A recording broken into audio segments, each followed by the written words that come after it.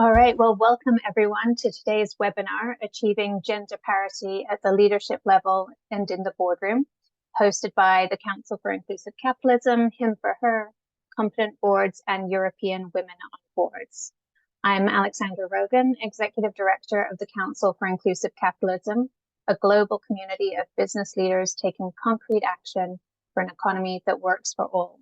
And our council members share their best ideas, innovative tools, and leading practices for businesses to operate more inclusively and sustainably. And we see this as business at its best, delivering long-term value and creating a more equitable economy where everyone can wholesomely participate. So it's wonderful to have you all with us and to be joined today by Edwidge Nuens, Chair, European Women on Boards, Jocelyn Mengen, Founder and CEO of Him for Her, and Ayman Chowdhury, Director of Programs and Advisory at Competent Boards. Thank you three for being with us today and sharing your leadership on this important topic. So today we'll hear from our guest speakers not on the imperative for achieving gender parity in the boardroom, but on impactful strategies that can help propel more women to the C-suite and into boardrooms across the private sector. Because according to Deloitte's Global Boardroom Program, only 6.7% of board chairs are women, and even fewer CEOs, 5% are women. And so while we know this is an imperative, change to increase gender diversity is moving far too slowly. Across the Russell 3000, so a larger subset of company boards, as of this year, women held just 28.9% of board seats, which was only a 1.6% increase from the previous years. So we'll dig into how companies and board members can change this and how organizations like those we have here today are accelerating progress. And just before we get started, a few housekeeping items. This webinar is being recorded and the Q&A session will be under Chatham House rule. And at the end of today's event, we'll share resources as well as a short survey to get your feedback. So please stay with us and respond to that survey. It's important for us as we develop next year's webinars too. And so with that, let's turn to the discussion. And first, perhaps we could just go around the table and share a little more about your work and the role that your organization plays in driving for greater gender equity across company leadership and in the boardroom specifically. Edwidge, perhaps we could start with you. Thank you so much, Alexandra, and also thank you for the Council for Inclusive Capitalism for inviting us. It's a great pleasure to be here. I represent European Women on Boards, a not-for-profit organization celebrating its 10th anniversary right now, and we have as goal gender equality in decision-making roles. So it means executive level, as you were saying, boardroom, and our goal is, of course, to have this gender equality across Europe, and that's why we exist and why we are acting. Thank you so much. Perhaps we could turn to you next. Hi, everyone. Thank you so much again for having me with you. My name is Ayman Chowdhury, and I'm the Director of Programs at Competent Boards. Prior to joining Competent Boards, I actually served as the Executive Director of the United Nations Global Compact Canada office, and proud of the work that we did there to actually advance gender equality in Canada, particularly SDG number 5. At Competent Boards here, we provide ESG, climate and biodiversity education and training to board members and executive leadership teams. And here we recognize that gender diversity is not just a social imperative, but a very critical component of a robust ESG framework. We do a lot of things to embed gender equality into the process, but in short, we leave no opportunities behind to ensure that it remains a key focus in corporate governance and leadership decision-making. Thank you. And Jocelyn, how about Him for Her? Hi, I'm Jocelyn Megan. I'm the CEO and founder of Him for Her and Illumin, and together both companies are helping to elevate diversity in the boardroom. At Him for Her, we recognize that a vast majority of board seats are filled through word of mouth networks. So our work is really to help extend those networks because there's no pipeline issue. It's really a network problem. And our goal at Him for Her is to solve board diversity in the United States in the next 10 years. At Illumin, we focus a lot on the large corporations, which are filled with amazing executives that should be on boards, but they're hard to find. And so we have a corporate program, a fellowship that helps their visibility to the boardroom.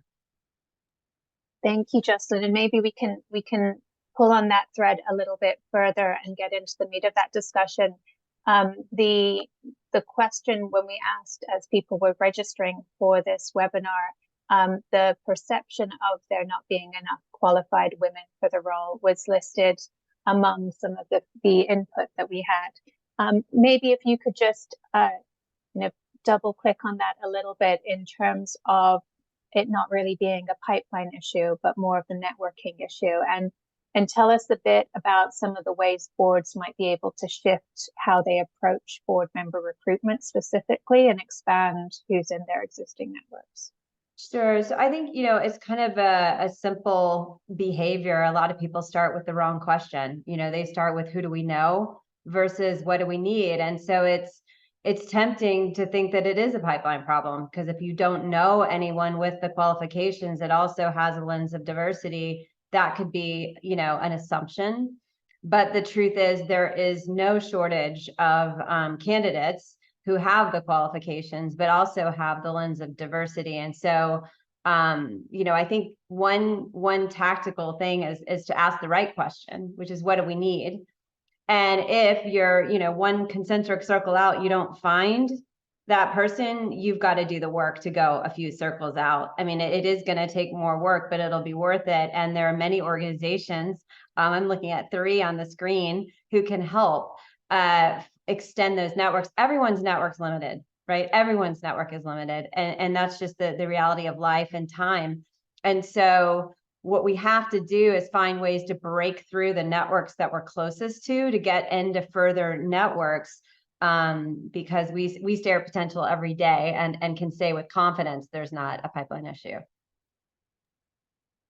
Thank you. And maybe, Ayman, as we're thinking about the skills that board members need, and particularly right now with increasingly more complex issues on board agendas, and thinking of geopolitics, climate, ESG, how does gender diversity play into this, and those demands for boards to go beyond their sort of safe and maybe traditional recruiting, and are they being driven by the needs out there to seek greater diversity of voices as well? Thanks again for the great question. It's an amazingly important question, because at Competent Boards, we definitely do recognize the complexity of modern board agendas. And traditionally, what we have seen that boards focused on financial stewardship and compliance. But now, while those are still there, they are at the forefront of grappling with the issues like climate change, geopolitical uncertainties, and the overall regulatory complexities of ESGs. So how does this shift drive the need for greater diversity, particularly gender diversity? So the boards that we work with are increasingly recognizing that to navigate these complex issues effectively, they need to tap into a broader range of skills and perspective. This realization is what's pushing the boards to go beyond traditional composition and seek a diversity of voices. And when we actually, to be very frank here, like when we hear about diversity of voices, gender equality, gender diversity is definitely top of the line, but we hear about diversity of other interesting dimensions too. For example, the one that's very commonly coming up these days in the conversation, how do we bring young leaders in the conversation, like the generational diversity? Because often we get very motivated by the decision-making from the seniors who have tons of years of experience, but the way things are moving, the things are changing, sometimes young perspective really bring good kind of context into the conversation. So that perspective is also there. And when we are talking about generational diversity, we cannot just isolate it from the gender diversity. Why don't we bring young women leaders? It solves two problems with one stone. So why don't we look into those solutions? And the other thing I also wanted to emphasize quickly in this remark is that we need to keep in mind that studies have time to time shown that women leaders are the catalyst of change. They are the enablers of innovation. And it's not about filling seats, as Jocelyn has mentioned. The pipeline is there. It's about making those seats count. When a woman in boardroom shares her unique perspective on ESG strategy and any other important matters, that's not just contribution, it's transformation.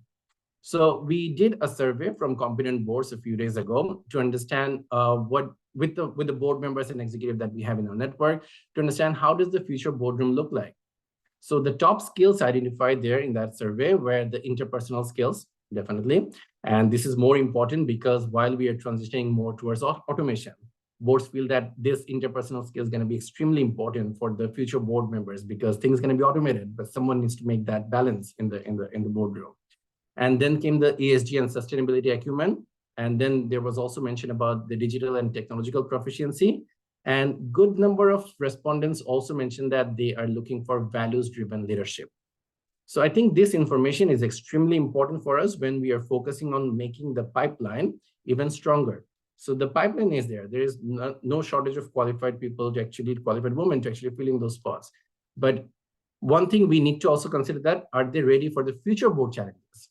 Absolutely, like maybe they're already ready. So how do we train them? Like understanding, this is just one survey from us, but there are plenty of other research or studies done by other organizations to understand the needs of the future. So when we get this common excuse that we don't have the pipeline, we don't have the pipeline, let's not give them more reasons to make those excuses. Rather, make the pipeline in a way so that when they apply for those roles, it's actually fitting the need. The way industry regulation is, the ESG regulations particularly, it's a tsunami of regulations that we are currently seeing.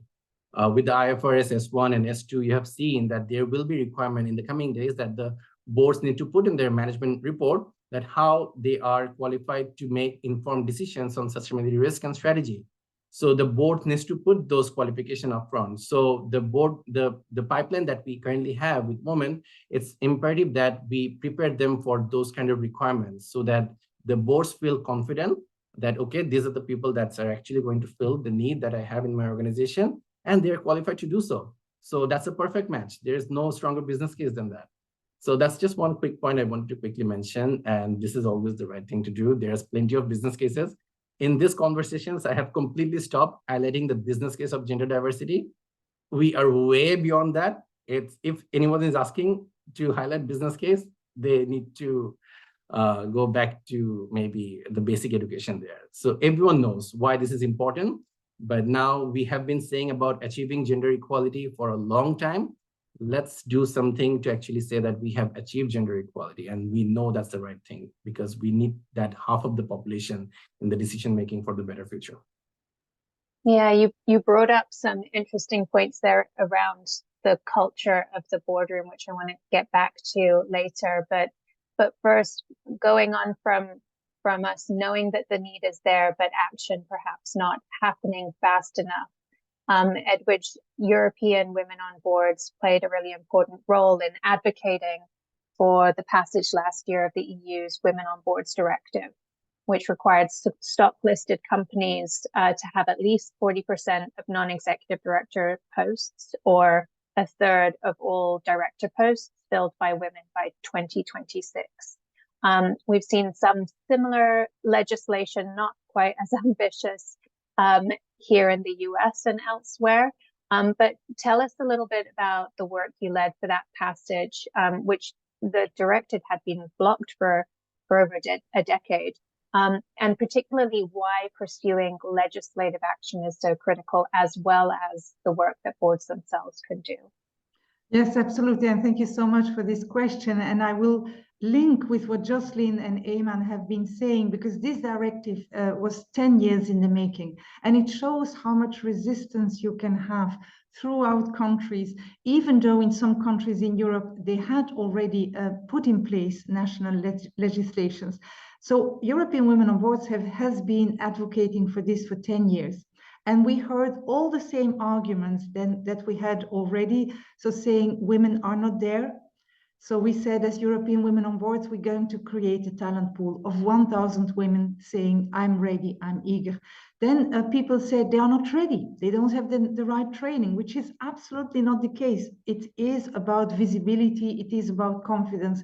And that's why we have those trainings as European Women on Boards to make women board ready and increase their visibility, the networking Jocelyn was talking about.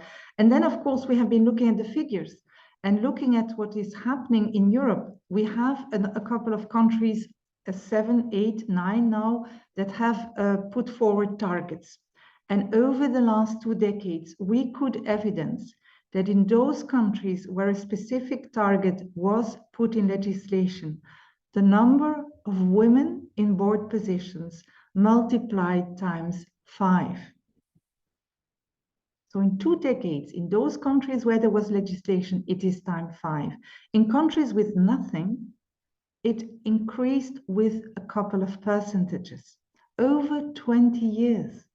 So that means that it really, much more than culture, is influenced by legislation. And that was actually our force, our argument, saying if we want overall change everywhere, we will need to have those targets. But it was a lot of discussion. We negotiated, we lobbied again to discuss with ministers, and it was more than a target. And that's important. What Ayman was saying, it's about creating change.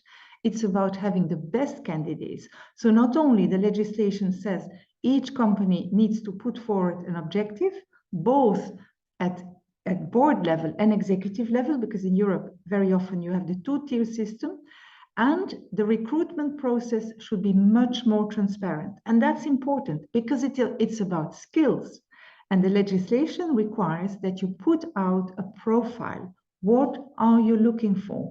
You have to have a transparent selection process, and you have to be able to motivate why you have been nominating one candidate rather than the other. And only if you have candidates of equal knowledge and quality, you will have to privilege the underrepresented sex, very often the women.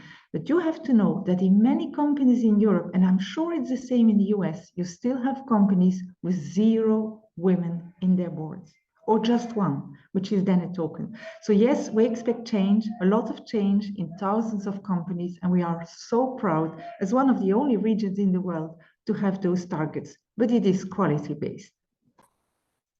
Yeah, thank you very much. And I'm in Canada, there's been a similar, well, not a similar approach, I would say. It's more a push for disclosure. I think since 2020, there's been a requirement for public companies to disclose information on the diversity of their boards and management. How have you seen the impact of this legislation, and particularly that distinction between requiring disclosure versus having more of a quota approach in Europe? I expect that puts more pressure on different actors like investors and others to take a role. Share with us your thoughts on what you've seen in Canada. Absolutely. So Canada's strategy, which emphasizes mostly on transparency and disclosure over mandated quotas, essentially leverages market force and social pressure to drive change. So this approach relies on the premise that informed stakeholders, including investors, customers, and the public, government, will hold companies accountable for their diversity practices.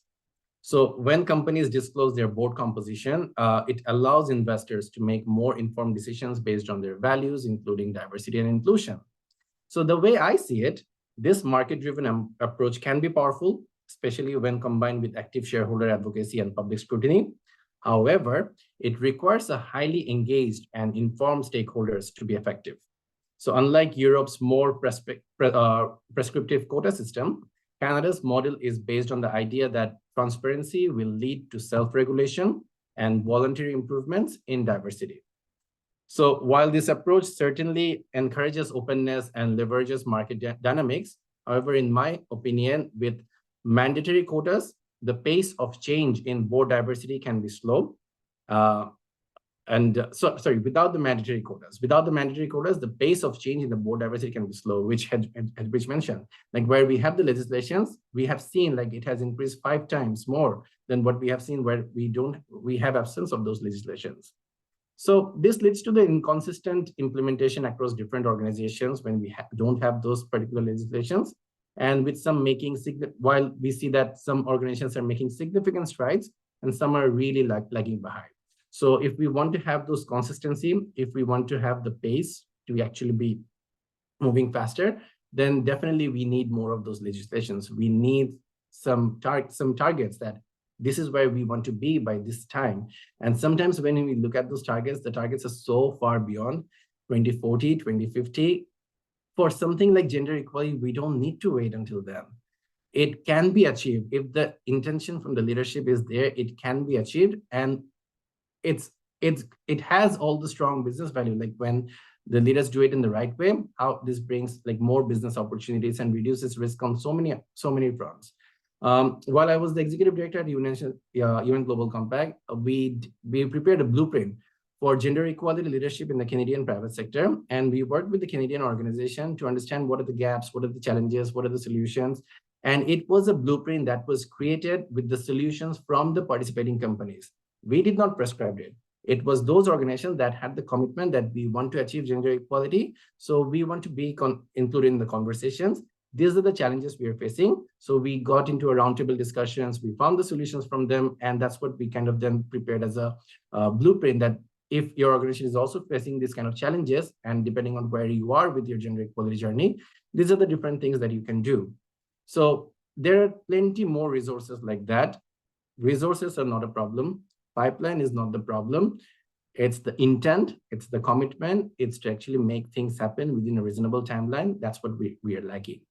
And I'm pretty sure the competent members that we have in the room, if we all work together, at which you have a wonderful network of all the amazing board members in the Europe who can fill more of these positions where we need the legislation to actually take place. Jocelyn, you have another brilliant network. But then again, going back to the discussions where are we preparing the pipeline to meet the future challenges? We need to make sure that we respond always yes to that question.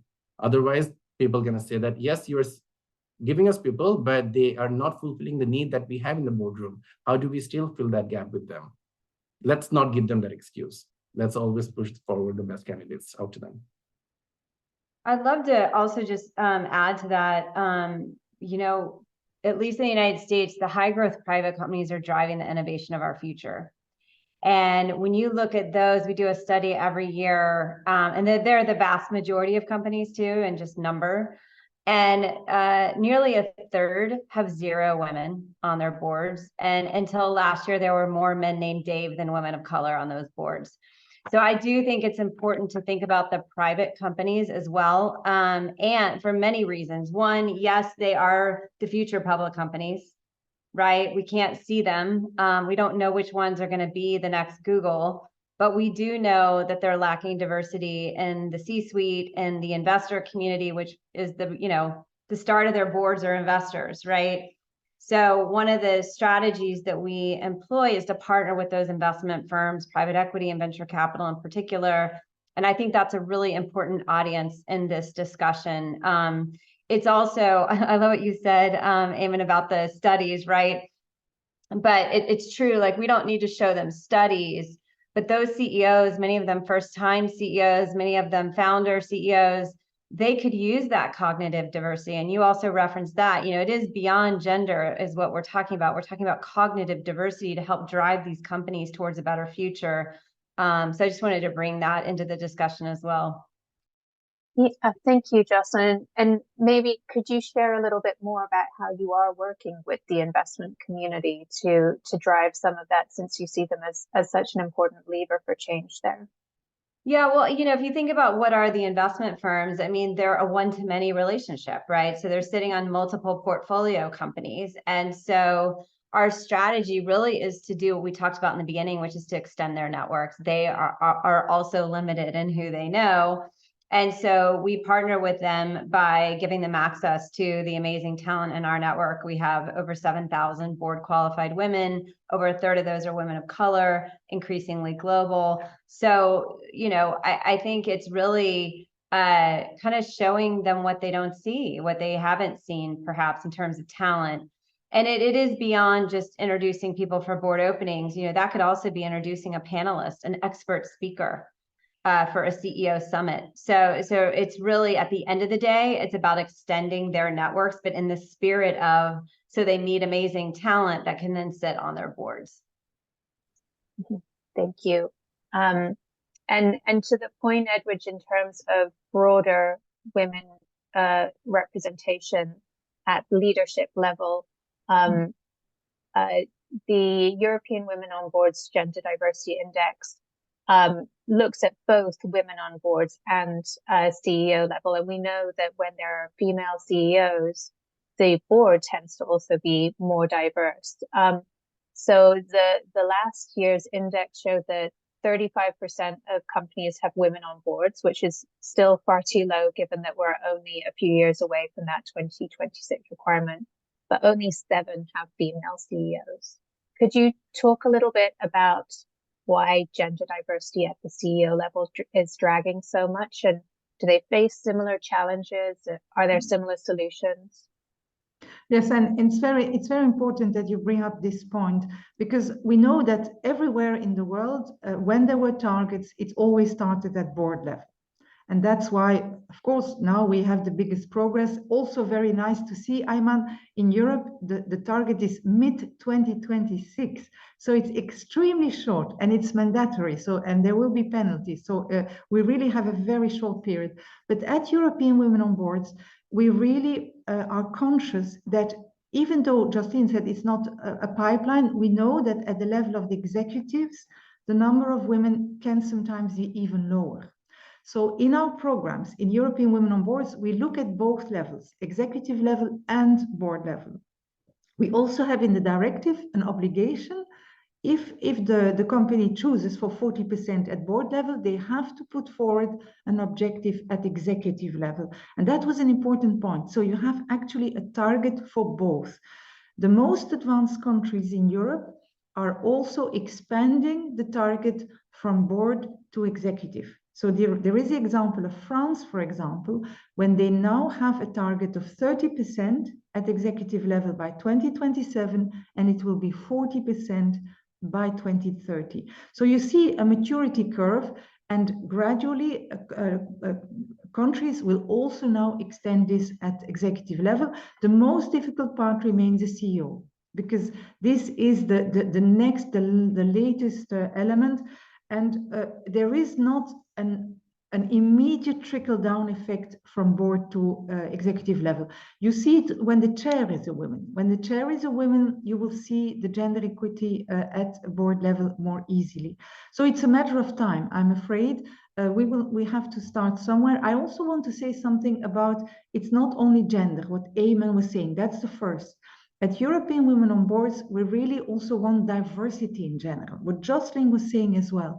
So in our talent pool, we have a target of 20% coming from underrepresented groups, different color, different country, different education, very important, different ages. So we are really very keen to increase that talent pool and not just replace one elite by another elite, because we want to have change, we want to have diversity. And last thing I would like to say is that we are also revamping the culture itself of placing women or placing board members, because we have chosen to work only digital, to really use the digital tools, the LinkedIn groups, the LinkedIn profiles, the digital providers. And you see that in the search and the placement, moving to a digital world will actually enable much more people across the world to be able to apply, to get opportunities. And so that's also very, very important. And I would be very keen to hear from the participants what they think about that. But in European Women on Boards, everything is digital. The one thing I would double click on, I think it's such a good point. You know, the job is not easy to be a board member. I would argue it's not easy to navigate the workplace today. And so increasingly what we're seeing is boards wanting people who are still operating to be on the board.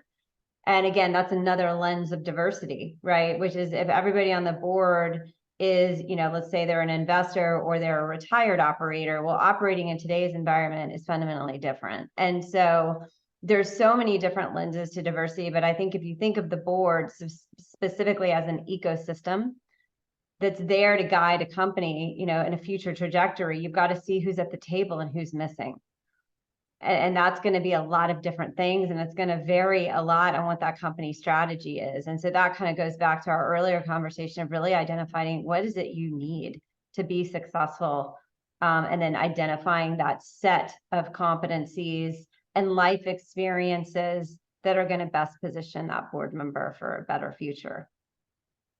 Absolutely. If I may add just one more point, completely agree with Hedwig and Jocelyn here. And sometimes I have also seen those practices when we try to meet many targets with one action. Let's say we need a woman, we need women of color, we need someone indigenous representation. Let's meet all those targets with one position. Like people are doing it, but that's not what can actually bring the strength of diversity in the boardroom. So the more you have those representation of different diversity group in different individuals, then that actually going to work. So that's one practice that I've seen, and hopefully we won't see that too many in the days forward. But the other thing I wanted to quickly mention about Jocelyn, about the business case, again, from our experience of working with the companies, what we have seen, the business case that works best for the companies is the business case that the company can relate to.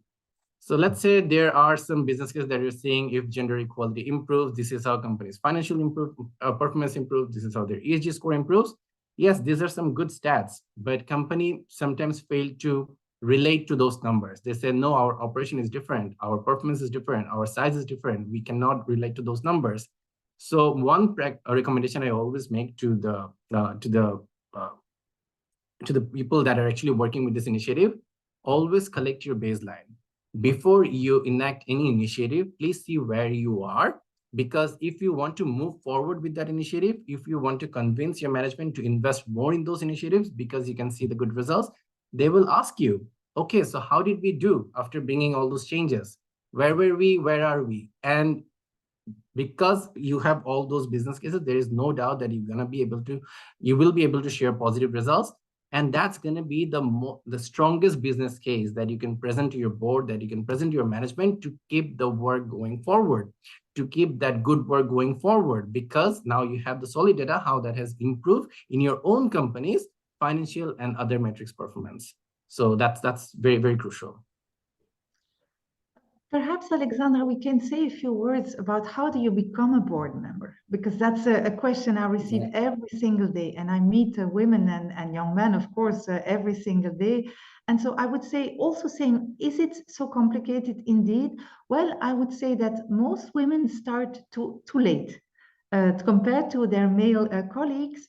I would say in your normal career, you start as a junior, then you become more experienced, you get your first management position, and then normally at some point you should be able to evolve to a position where you're going to influence, where you're going to advise, where you're going to challenge. And that's exactly where you are when you are moving from an executive to a board position. But it doesn't have to be straightforward that you leave everything behind from executive. So my advice would be to see in your executive career, what are the places, what are the moments that you actually have already been playing that role? You were invited at the board, you gave a presentation, but you also started to have a conversation, perhaps also in your private life. And that's the first thing that I do when I meet people online. We look at your LinkedIn profile and we're going to reshape this in the direction of travel. And you're going to reword your about section to speak how you can contribute in a board tomorrow or today. And that's also the digital area. You have to reprofile and rebrand yourself, explaining the skills that you can bring at the board.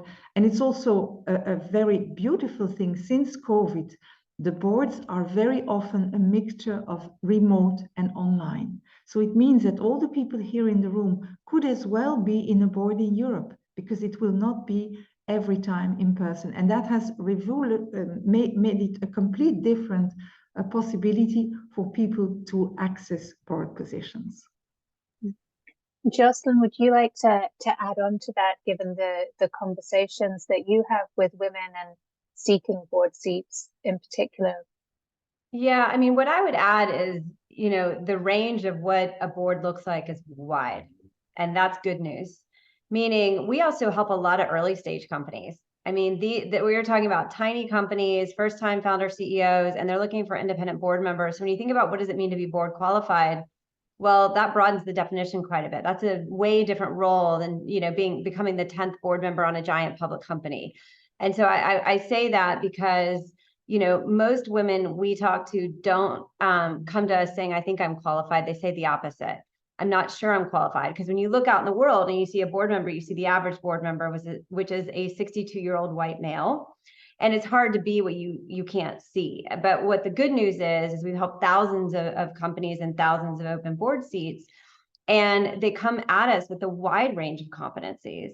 And going back to the earlier point about the big company executives, the thing that we're finding is they may not actually get to go to their board meeting. These are giant companies, so not everybody's walking into the HP board meeting, for example. However, if you look at the competencies that those smaller private companies are looking for, number 1 and 2 in the last 12 months has been scaling experience. Well, guess what every large company executive has? Scaling experience. So there's, I think the good news for those who are board interested is that the qualifications are wide because the set of companies that need board members are vast and different, from an early stage all the way to those giant, Fortune 50 FTSE listed companies. And so I think what you said, Hedwig, which is so important, is you have to think of, have you amassed enough operating experience to guide, to influence? And that might be a 3-person board and a 60-person company, right? And that could be the other end of the spectrum. But just make sure as you're thinking about it, you don't forget about that early stage, because most of what we read about in the newspaper and see in movies is the other end of the spectrum. And there's a lot in between. I think that's what I would want to reiterate to people. Thank you. Thank you for that. And maybe continuing this conversation, when you get in that room, what are some of the challenges that those women may encounter? We've talked a little bit about having to change the mindset of the board collectively and the culture within it. We know from D&I initiatives, it's not just about getting the people in the position, it's about ensuring their leadership and their voices are heard. So I wonder if we could spend a little bit of time on that. Edwidge, maybe you could kick us off. Yes, and we did a lot of in-depth analysis and in-depth knowledge to look at the culture, because Europe is not just one country, it's over 30 countries. What we actually discovered is that very often you have those excuses: women don't want, they are not ready, they are not visible. But it is actually much more what Ayman is saying. Sometimes there can be resistance within boards, especially boards that have very poor governance. They do not want not qualified. They don't want qualified women who are going to change the existing culture. And so they say women are not ready. What they mean is we do not want women who are going to start asking questions, because the governance is also something that needs to change. It is much more complex. And so it's not only about creating diversity, it's about prepping up, making it much more accountable, looking at numbers, looking at documentations. And so that is why you need diversity. And diversity, we all say it's good, but diversity will only work if you have excellent leadership. So it means that not only that board will have to become much more professional, much more challenging, but it will also have to be led by a chair with exceptional leadership qualities to really make sure that all voices are heard. That's why you need sufficient women. That's why you need sufficient diversity. And that's why that one seat that is diverse will not make it.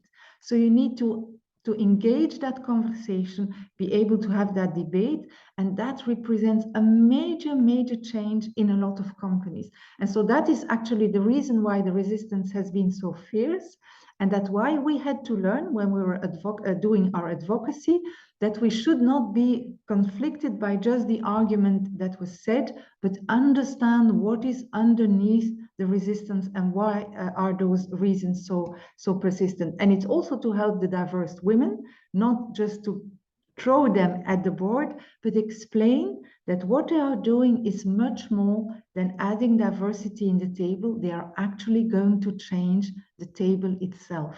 And that's quite a challenge, but it's a very good mission, isn't it? Absolutely. Edwidge, you probably have seen me nodding my head furiously because I couldn't agree more with what you just said. Just one quick point I actually wanted to mention on this, and that's also something that we have seen, is there is no doubt, Edwidge, to your point, like when we have women board chair, these changes are easier to implement because they see the value in this. But I see a problem in that, because if that's how the woman board chair is leading the organization, for any reason, if the woman board chair then steps down, if the woman board chair then has to, the tenure ends, then the organization will go back to circle one. It's the organizational culture that we need to make sure that this is what supports women leadership.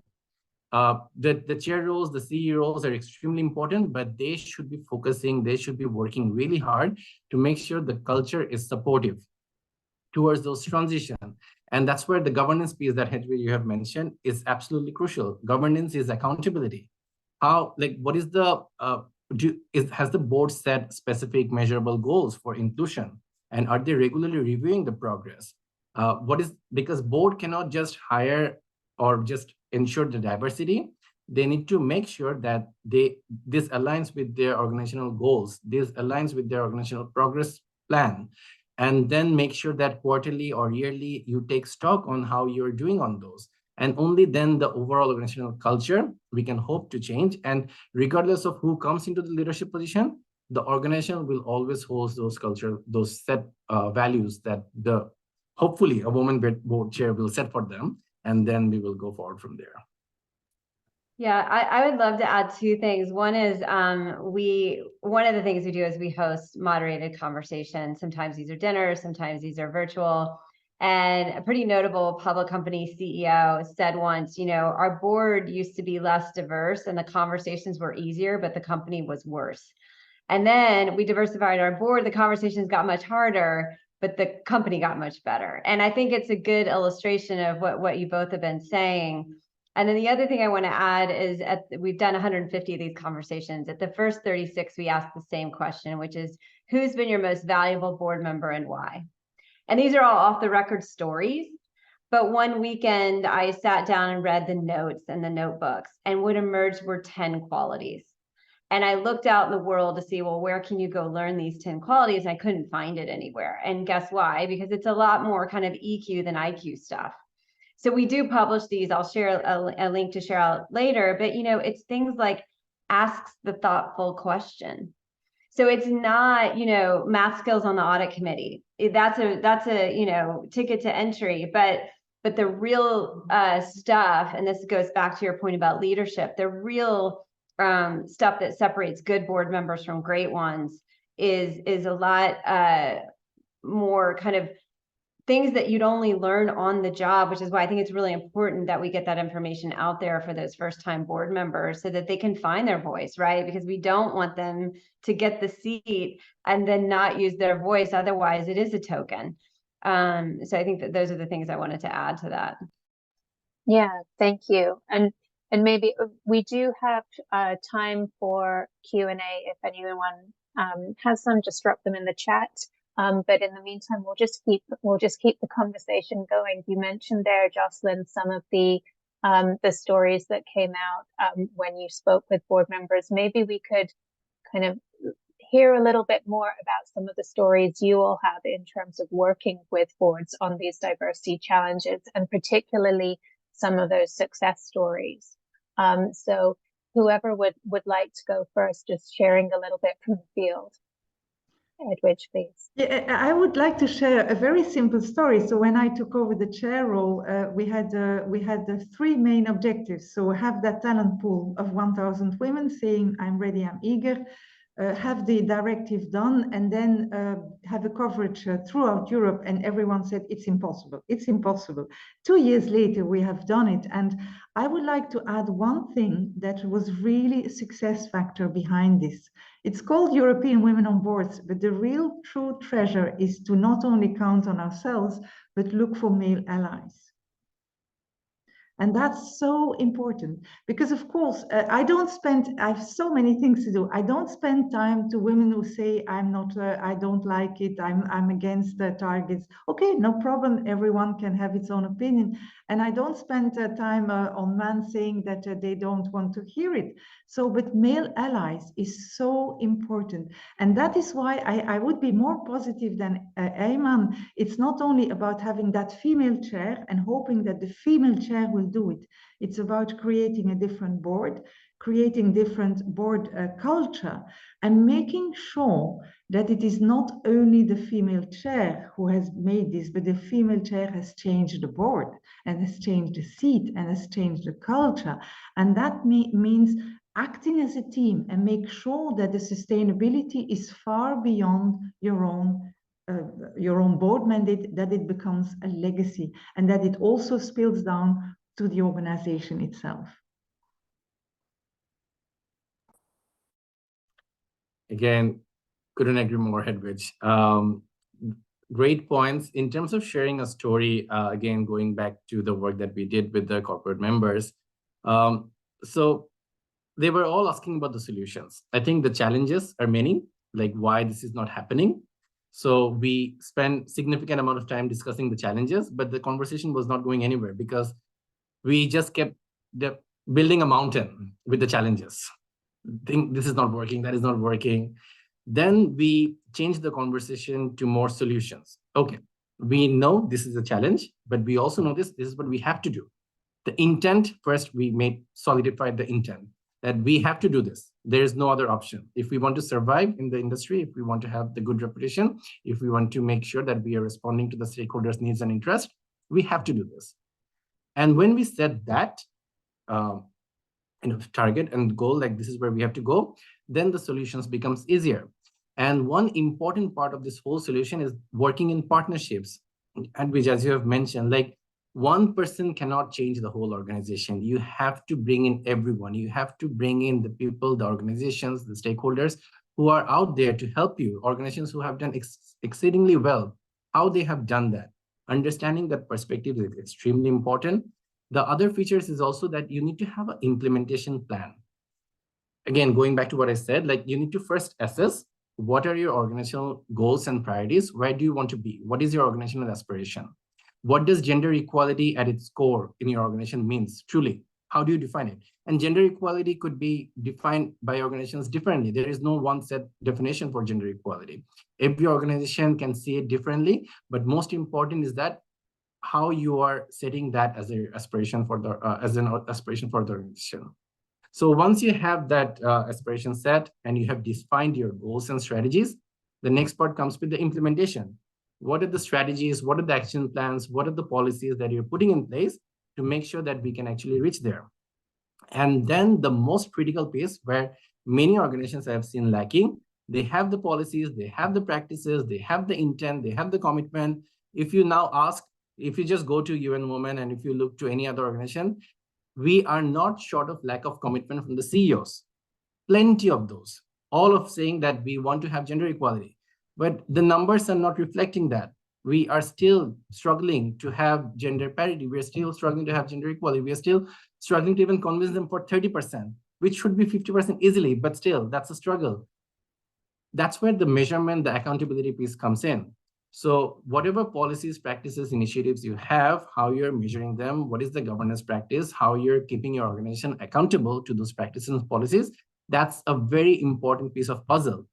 And then I'm going to finish and then maybe we can move to the next topic. The other major trend that I'm looking in this whole conversation, if you look at the ESG indexes, if you look at the scoring systems, for E, the number of metrics or the number of parameters are plenty. Not so much for social, not so much for governance. Even in social, gender diversity is a very small portion. It's just about how your organization, how many board members do you have, how's your leadership diversified? That is changing. Now investors are, because that's not giving any good impression about what is the value and how are you actually utilizing the diversity to the advantage or to the improvement of your organization. That's not giving that story at all. Investors will be eventually asking for more information, and that's the reflection we will be seeing in the indices. That's the reflection we'll be seeing in the different parameters, that companies will be required to put more information than just putting the number. We have 30% women on boards. We have 10% women in leadership. That's going to change. And the organization needs to start preparing for that change as soon as possible. That's another major trend I just wanted to quickly share. Sorry, I took a little bit more time there. No, not at all. Thank you. Thank you. Jocelyn, perhaps you can share a little bit from some of the experiences, the sort of hands-on work and conversations you've been having and success stories and conversations. Yeah, I mean, I think it kind of goes back to what are the trends where we see success? And some of the trends where we see success is, you know, a CEO who's motivated to add an independent, right? That goes beyond, like you were saying, you know, I want to do this, but actually takes the steps to do it. And that seems to be, you know, an indicator of success. Because, and this is, you know, it's not always the CEO who's making the decision. Sometimes it's the investor, sometimes it's a sitting board member. But when they set that intention, that's kind of step one towards success. And then I think the second step is when they make the effort to reach out beyond their personal network, you know, and obviously anyone reaching out to us is already doing that. And so, you know, we find that once that happens, then it's just about introducing great people for a great opportunity, and the magic happens from there. But I will say those CEOs who do not only set the intention, but then put the work behind it, and then what you gain, the thing that's a brilliant thing that happens is now you add that independent, you gain that independence network. So, you know, on one of the boards I sit on, this is what we saw, which is I was the first woman, I was the first independent, and within a year, there's 4 women on the board. Because, you know, we gained my network, and then we added someone, we gained her network. And so, you know, at the end of the day, you're broadening your exposure to talent. And, you know, talent is everywhere, and it's opportunity that's not. And so that's really, if you think about every node you add to your board, not only are you adding the wisdom of that executive and that independent, but you're adding access to their networks. So that's a good way to think about it as well. Yeah, I would echo that from personal experience. An academic advisory board I'm on, they made a concerted effort to bring more women on board, and that included myself. And then I brought along another 2, and so I think it is exactly that. You tap into broader networks and the ripple effects that are possible. So again, if anyone would like to ask it, Edwidge, please jump in. Perhaps something I would like to add to all those in the room thinking, oh, is that a very complicated job? I would say a board mandate. Don't stay alone. So if you are thinking about it, don't stay alone. Join a network. You have a couple of networks here in this room. Join a network. It will make it so much more easy and fun to see what is possible. How do you get to this? How do I start? And then second, it is such a great next phase in your career. You've been all working very hard in your career, in your executive career. And if you then ask, and that's a question I have every day when I talk to a woman or a man in my Zoom room, I say, what is your next step? What is the impact you want to make? And if you think yourself as a driver of your career, if you want to make more impact, building on those 20 years that you've done already, building a board portfolio on top, perhaps taking one board role, evolving towards a board portfolio, this will give you so much more impact. So many people say, I would like to contribute. This is a very nice way to contribute and to influence and to have much more sustainable impact in our society. Thank you for that, and a very inspirational call to action, perhaps for us nearly to end on. Ayman, I saw you come off mute. Would you like to add something to that? Yeah, absolutely. So in that call for impact, that's where I think, again, the partnership roles really play a strong character here. And that's where we can help. So competent boards, the programs that we have, the ESG education, the climate and biodiversity is becoming a top issue for many boards globally. So we have the tools here to have those qualifications out there with the women that are pursuing these board opportunities. So while you are preparing yourself for the board, at the same time, the understanding that the needs for the future, the needs for the current regulations. Those are if you are qualified, if you are skilled on those issues where the boards are struggling currently, for those ESG reporting, for better understanding on the climate and biodiversity, how do they relate in the organization? Yes, there are organizations that can push to the boards, but I can bet that you will be seeked by this organization with the right skill metrics there. Because there are shortage of talents on this issue, cybersecurity, AI, the digital proficiency, boards are struggling with this. Like, okay, AI, it's suddenly become a huge issue. What can we do about it? How do we keep our organization, like, what is the cyber AI resilience? What is the cybersecurity resilience? What is the biodiversity? Like, there's so many things coming up. My boards are not ready to respond to many of them. If you have that qualification, then you will be seeked by the boards. That's as simple as that. But at the same time, we know about the cultural issues. We know about this whole systematic barriers that we have. So we have to work on both paradigms simultaneously. While people like Hedwig, Jocelyn, they are doing their best to break those systematic barriers, we are here to support you with any qualification enhancement you need to fill that role even better. Thank you so much, Ayman. So we have the full circle here to get everyone ready on boards and out there as well. So with that, I think we're at time. It's been such a great conversation. Thank you all so much for joining us.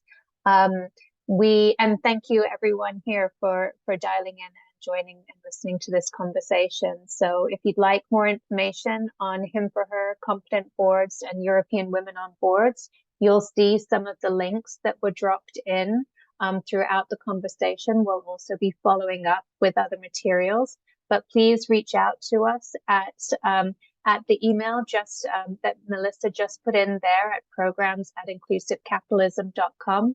We'd be very happy to put you in touch with our colleagues here to get you going to learn more about some of the discussion that we've had today.